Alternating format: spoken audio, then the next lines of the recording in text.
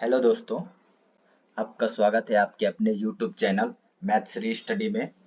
तो आज का हमारा टॉपिक है विभाज्यता का नियम, जिसे इंग्लिश में हम डिविजिबिलिटी रूल भी कहते हैं।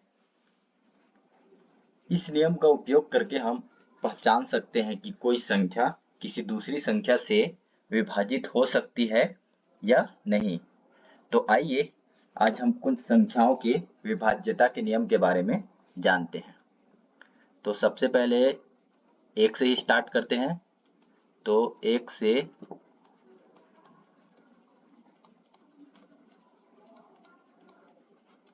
विभाज्यता का नियम। एक से विभाज्यता का नियम हमारा क्या है? सभी पूर्णांक संख्या एक से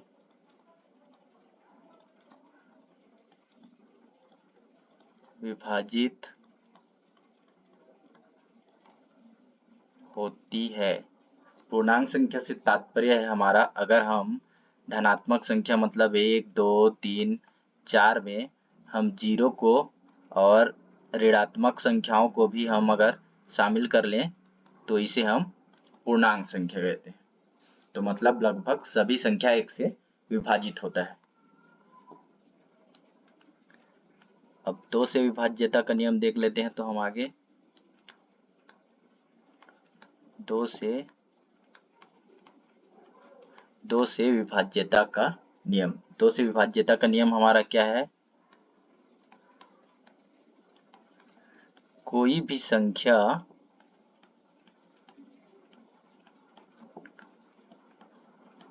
जिसका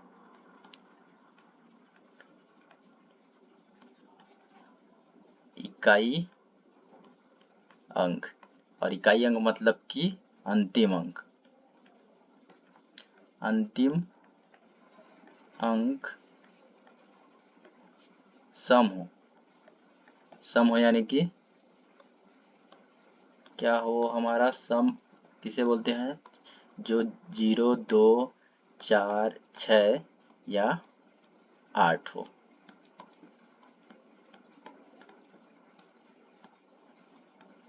तो वह संख्या दो से पूर्णतः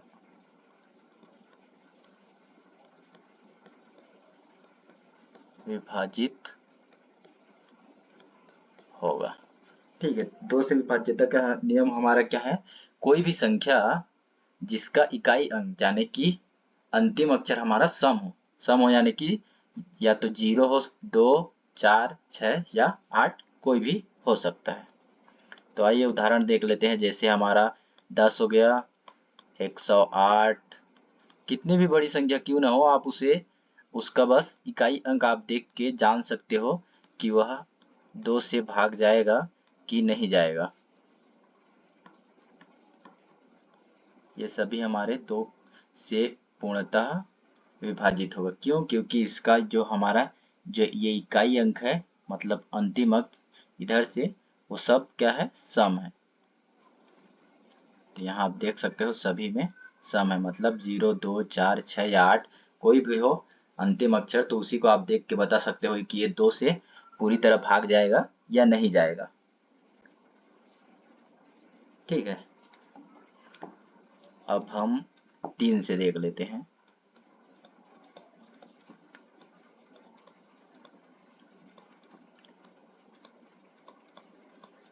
तीन से विभाज्यता का नियम हमारा क्या बोलता है?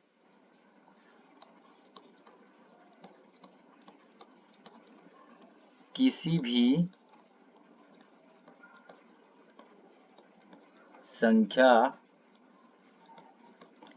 के अंकों का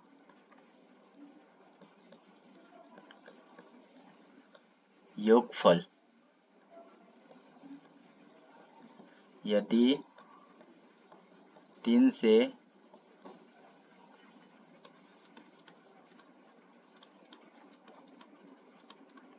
विभाजित होता है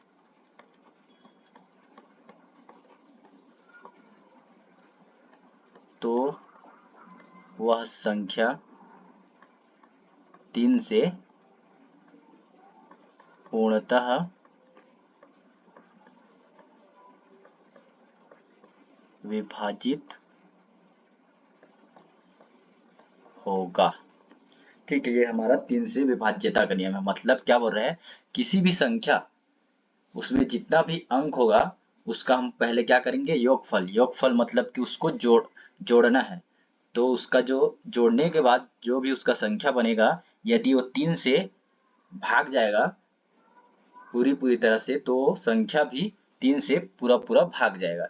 जैसे कि अगर हमारा ये संख्या है 1, उदाहरण देख लेते हैं हम एक 108। ठीक है, तो इसको हम लोग क्या करेंगे, इसमें तीन अंक है तो तीनों को जोड़ देंगे। 1 धन 0, उसके बाद 8 है तो 8। तो हम तीनों को जोड़ेंगे तो हमें क्या प्राप्त होगा, एक में 0 जुड़ेगा, एक में 8 जुड़ेगा, तो ये हो जाएगा हमारा 9। तो देखिए 3 के पहाड़ा में ये 3 से जो हमें ये योगफल मिल गया, तो ये 3 से हमारा पूरी तरह कट जाएगा, क्योंकि 3 के पहाड़ा में 9 आता है 3 बार में। 3 तिया 9, मतलब जो हमारा ये संख्या है 108, ये 3 से पूरी तरह भाग जाएगा। कुछ और उदाहरण देख लेते हैं हम लोग। जैसे कि हमारा हो गया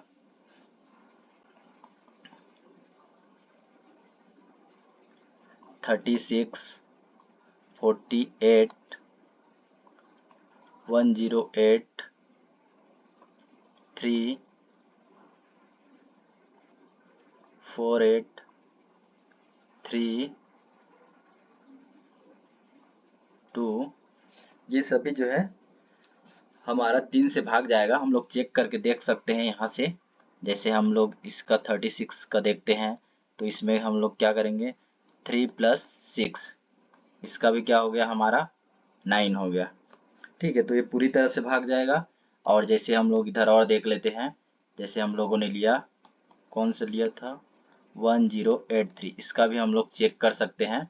तो इसको क्या करेंगे, सबसे पहले हम लोग जोड़ देंगे 1 0 धन 8 धन 3, तो इसका योगफल क्या होगा, एक में 0 गया, जोड़ देंगे 1, एक में फिर 8 जोड़ेंगे 9, और 9 में 3 जुड़ेगा, तो ये हो जाएगा हमारा 12। और 12 के पहाड़ा में, 3 के पहाड़ा में 12 4 बार में आता है। या इसको आप एक बार और कर सकते हो, जब तक अगर ये बड़ा संख्या प्राप्त होगा तो आप यही प्रोसेस को और दोहरा सकते हो, जब तक कि अगर आप एक अंक ना है। तो जैसे एक और 2 को जोड़ेगा तो ये हो जाएगा हमारा 3।